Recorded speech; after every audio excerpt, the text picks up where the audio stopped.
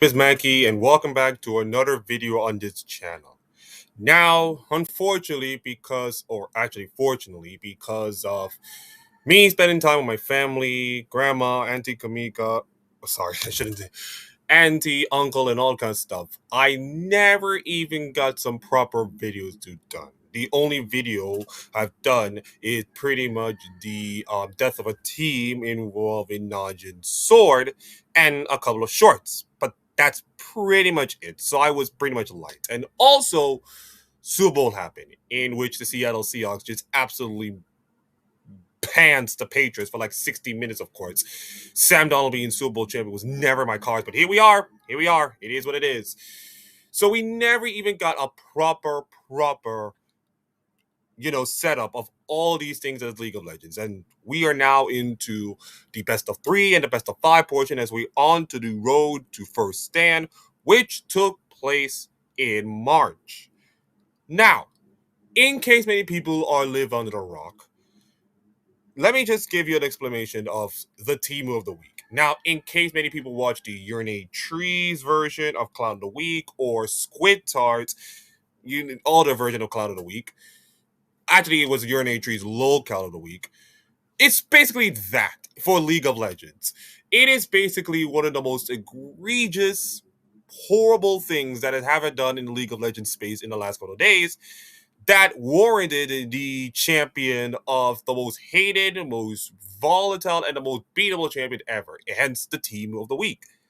Now, I would have gone with so many candidates. I would have gone to the Shopify Rebellion, losing out to, of all teams, Dignitas. Yes, Dignitas, of all teams. And your former player, Palafox, which is making it even worse. I could have gone to National Red Force, crashing out and getting lost to Supers. Yes, Supers. I would have gone like so many avenues. I would have just gone to so many avenues and it would have been easier for me. But those are not the team moves of the week.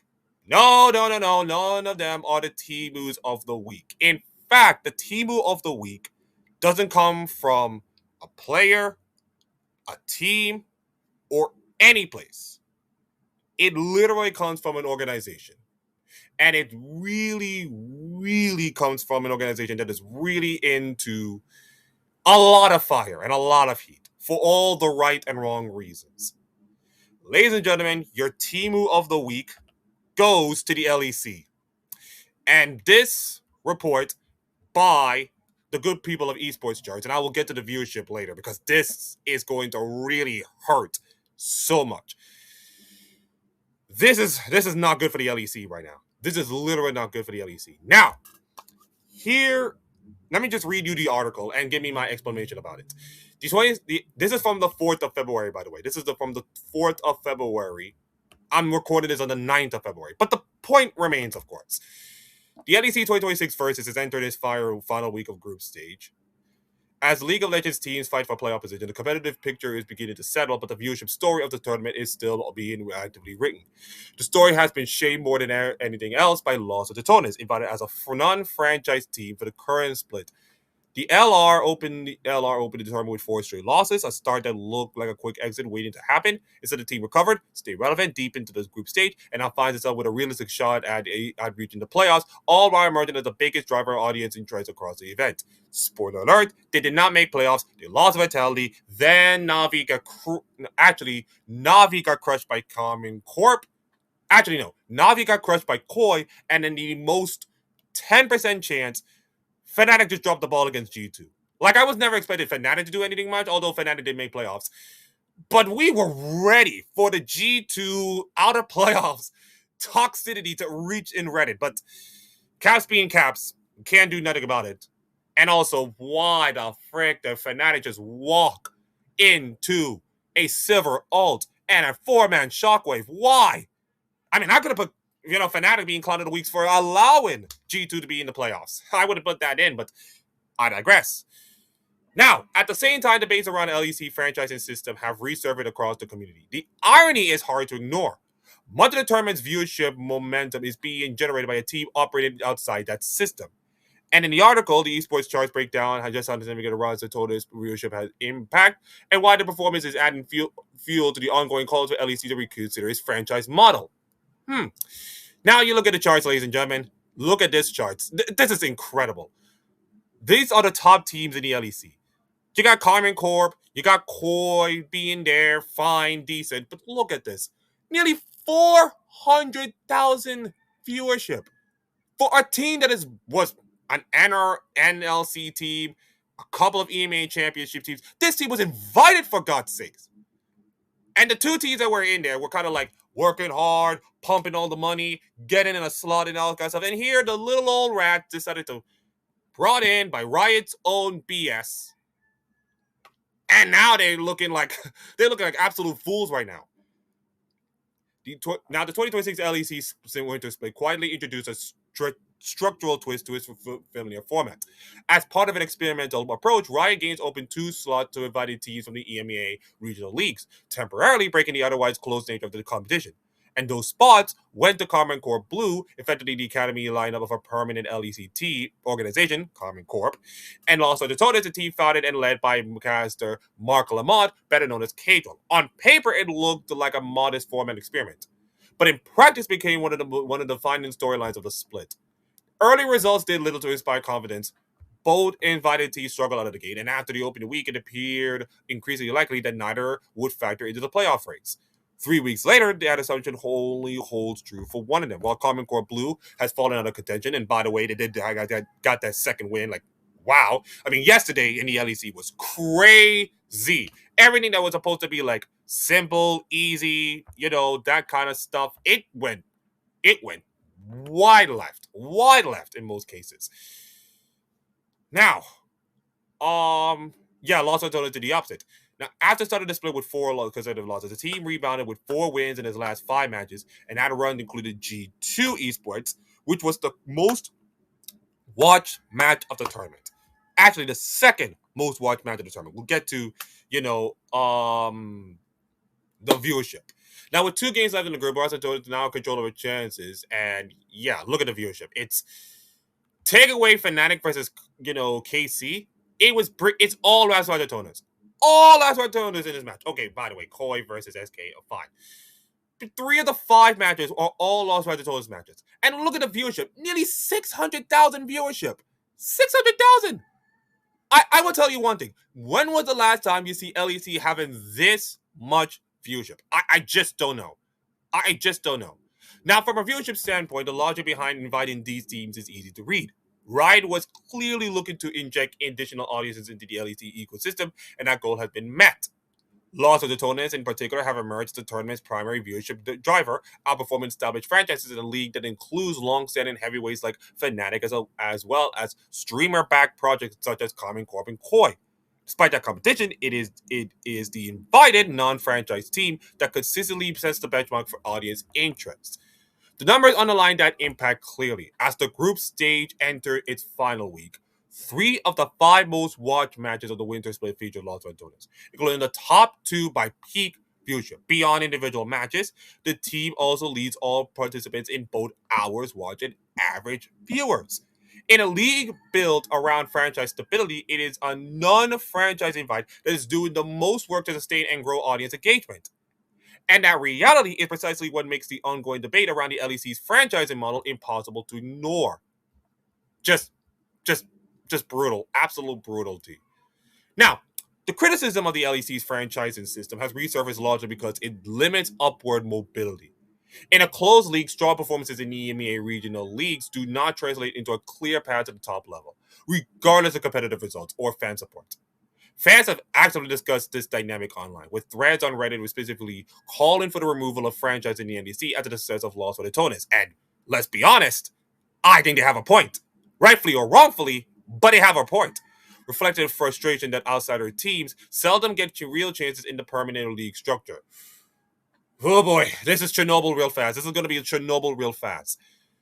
Another recurring point in community debate centers on competitive tension. Without the risk of relegation or promotion, lower table matches can lose narrative weight once playoff qualification becomes unlikely. And some voices argue that the current format reduces meaningful stakes for a large portion of the season. The prominence of an invited team fighting for relevance, like Lost Ratatones, underscores how much emotional investment can hinge on outsider stories that franchising normally suppresses. There is also a broader sentiment that franchising shifts the focus toward organizational permanence and away from players and personalities, which historically have driven a lot of low viewership. Some critics said that audiences connected more with compelling individual arcs, exactly what a lot of Ratatones have delivered, rather than static brand identities locked into permanent slots. Finally, the debate is fueled by the perception that franchising has not fully delivered on its original promise of financial stability and long-term growth. While slot ownership provides security, it has not eliminated structural financial pressure on teams, nor has it guaranteed consistent audience growth. Against that backdrop, the success of a non-franchise invited team in driving viewership feels like an anomaly and more like a signal. For many fans, it raises a straightforward question: if the league's most effective growth stories are coming from outside the franchise system, is that system still serving the LEC's long-term interest? Here's the answer: yes and no. Now there was a lot I watch a lot of podcasts. I watch the EuroLeague podcast, of course. I watch the Summit and Insight, and I think there's one from the Best Damn League show. And there's like plenty and plenty of League of Legends shows. But right now, it is literally a dark day for LEC right now. It is literally a dark day for the LEC. Because if you look at the beautiful viewership, by the way, you can see that the most viewed matchups by peak viewership, by the way, peak viewership, is Los Angeles' final game against Vitality, in which if they win, they're in. If they don't, they're out. And in fact, they have to win, and then if they don't, they have to rely on so many help. And sadly, that didn't happen. And right now, if you are like the cores and the Common Corps across the world, you're popping champagne. You're popping champagne like Seattle did in that Super Bowl. You're popping champagne. You're feeling happy. You are tap dancing on Cajo's grave.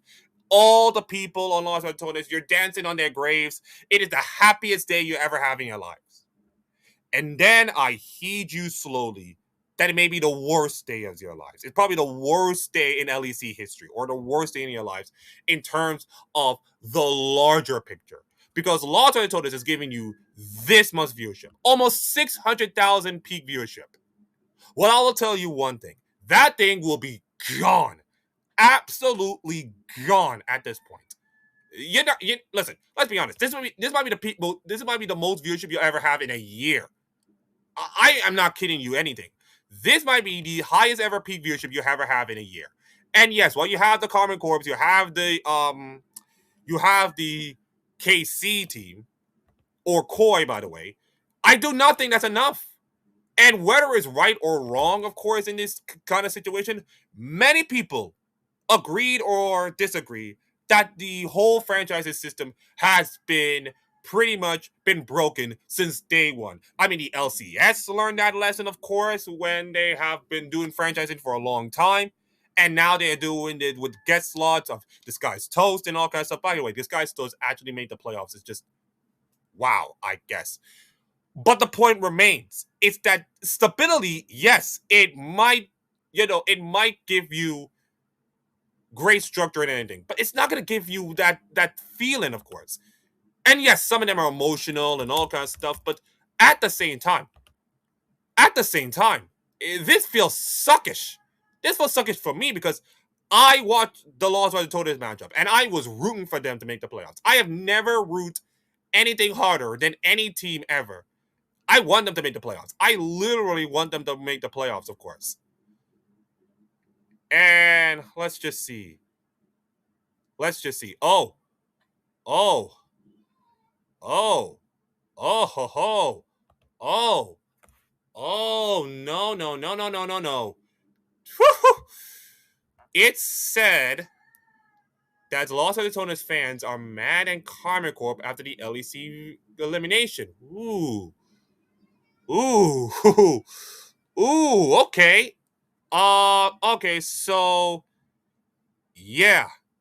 Let me just read, of course. That now defeated surprisingly despite having shown strong forms in recent days. Casey's loss feel deeply frustrated Los Angeles fans. Compounded situation was the reaction of KC owner Kamento, who was seen laughing about the prospect of a major draw being eliminated, which did little to ease tension. In a post on X published after the match, Kamento expressed mock frustration over his team's defeat.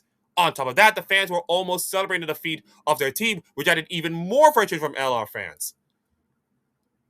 Oh boy. Oh boy, oh boy, oh boy. This is this is not good. This is not good. We're in Chernobyl situation. We are in Chernobyl. We are absolutely in Chernobyl situation. Oh boy. This prompted a wave of insults and threats from some members of the Lost Ratatones community, who accused KC of match fixing, whilst KC supporters conversely celebrated the potential elimination of Lost Ratatones. Now the situation escalated into renewal hostility between the two fan bases, continuing a pattern seen repeatedly since the start of the season. Now, Cagel himself made no accusation toward KC. Okay, he's fine. Even as parts of his community directed harsh criticism at certain members of the organization. Now, Kamado stated that he did not care which team was eliminated and advised viewers to ignore abusive comments, while Kalis also reported receiving insults on Kamado's stream. And the episode all brought a surge of hostility over the course of a single evening of competition, though it ultimately had no impact on the final outcome of the regular season. So it's like you have a fan base that is really just shaking the foundations of the LEC in terms of franchise and all kinds of stuff. And now that they're gone, it almost feels like, yeah, it's not over. Like, I'm sorry, but this whole thing is not over. And you're seeing this? You're seeing this? It's gonna get worse right now. It is gonna be worse before it's gonna get better. Actually, no. It's already getting worse to the point of I don't know it's gonna get better in any case. I mean, if I were the LEC, you may got to bring Ratatones down, but even then, you're gonna piss off a lot of people. I mean, let's be honest. The moment that you announce Lost Ratatones in the LEC, you have already pissed off so many people, including KC, including Koi, including Fnatic, and even G2 fans who worked tirelessly, hard enough to even get into this position. And you're allowing a team from the tier 2 scene to come in and make the whole thing. And imagine the scene on Reddit and all of Twitter if they made playoffs. They would have been like crazy. Happily crazy. Even I would have been crazy right now. I would love to see a team that no one was expected to go through and make some noise. Now, do I believe Los Angeles would have won LEC? No, I don't think so. But they would have made so much noise. It's kind of like Macclesfield Town, 50 of the English lead, beat Crystal Palace, and it was incredible. I don't think Macclesfield will win the FA Cup, but seeing their story makes you feel like there's some romance in sports. There's romance in this thing. And esports is a little bit different, of course, from the romanticness of sports. But at the same time, seeing a team outside and making an influence. And I think there was a comment by David on the David Shynock shorts after the elimination that even though they're eliminated, their impact in the LEC is gone tenfold. And I think they did.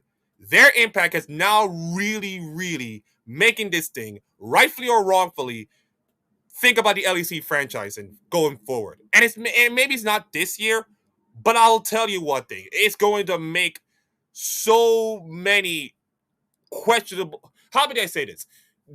I feel like right now, if you're the LEC commissioner and you're seeing all of this, you're seeing the toxicity, you're seeing the viewership right now, you have seen all of this. And the fact that this team that brought you all the viewership is gone,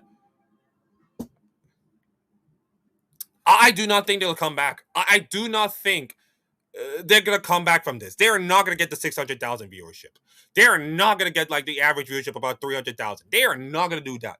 I'm not going to say it's going to be bad like 100,000, but it's not going to be like, it's not going to be 400,000. They're not going to get like 400,000 or 300,000 viewership in this league ever again. They had a lightning in the bottle moment. Jad already mentioned it, of course. It is short, and it just shows that they had their moment. They have an incredible moment. And let me just say this to all the Lost Ratatones fans and the players. I was not expected your team to do much this split. I was expected nothing else. But because of your incredible play, because of your incredible energy, because of your incredible support, you have brought a fan of me that shows that any team from even the lower regions can compete. Not saying they could win the LEC automatically, but compete. And that's good enough. We just want to see other teams fight and compete against the upper echelons. And if it's going to piss off a lot of people, it's going to piss off a lot of people. Who cares? At this point, the franchising model has been crap from day one. And unfortunately, we have now seen the fruits of what happens when you bring an outsider team into this situation. And now it's going to be what next week is going to bring in. Because you're going to get the Carmen Corps, you're going to get the G2s of the world, but you're not going to beat this viewership. You're not going to beat any of these viewership numbers. You ain't going to beat these viewership numbers. You're going to get Shocks back, but even her not going to bring the viewership numbers. It's just a horribly, horribly sad day for the LEC.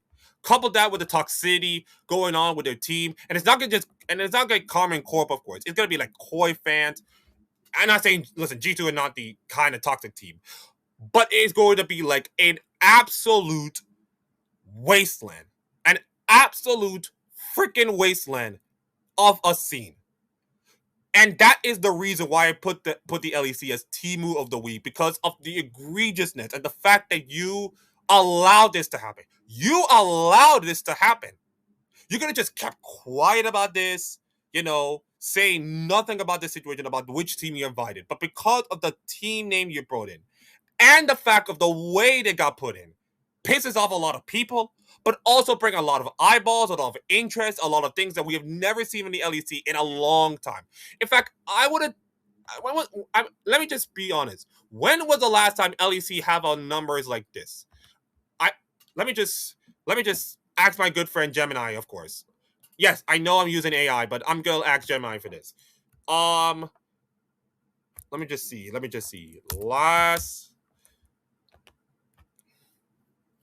Okay, you know what? I'm not gonna use Gemini. No AI, no AI slop. We're not doing AI slop in this one. We're not using AI slop. When was the last time the LEC have a pretty big viewership other than this year? When was the last time that happened? Let me just see. When was the last time the LEC had that peak of viewership? Because I will tell you one thing. If I were an LEC fan right now, I just tune out. Right now. And I will not blame them, because if the team that you respect is not there, what is the point of all of this? It's like if LeBron James doesn't play, what is the point of watching this whole thing? What is the point? Now, let me just type in LEC. Okay. Now let's look at peak viewership. All right. But I will look at the numbers. Look at these numbers, ladies and gentlemen. Yeah. 800,000 for LEC Winter 2025. But that was when Carmen Corp came into the league. That was 800,000. And then 600,000 for like the season finals, of course, which expected, of course, higher viewership for LEC finals. I think LEC 2024 was when Koi came in. Yeah. Actually, no, that was when Carmen Corp came in, and then when, of course, LEC Winter 2025. But in terms of viewership, we have never seen a viewership this big in a long while. Like, you look at this viewership, like 509,000 and all kinds of stuff, and then you got a horrible drop in the summer viewership, and now look at that. Nearly 600,000, which is almost higher than the LEC season finals. And this is a regular season tournament, by the way. And for that to happen because of a team that you pluck from the outside regions, of course, to get in, it just makes the whole situation feels so amazing but horrible at the same time. And now I think the LEC is going to eat a lot of crap because of this. And not just from the viewership numbers, but because of the outside noise that's coming in. And whether it's right or wrong, and I hope for the sake of argument, it's the right decisions, not the wrong ones, based on emotion. But whether it's right or wrong, I believe a team, not just Los Ratatones. Actually, no. I think Los Ratatones deserve another shot in the LEC. Now, I'm not saying that they're going to be having this moment ever again.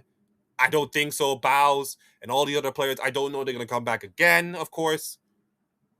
But, I just want something that is magical, something incredible, something we've never seen in a long time. And this is like this is like peak LCS, of course.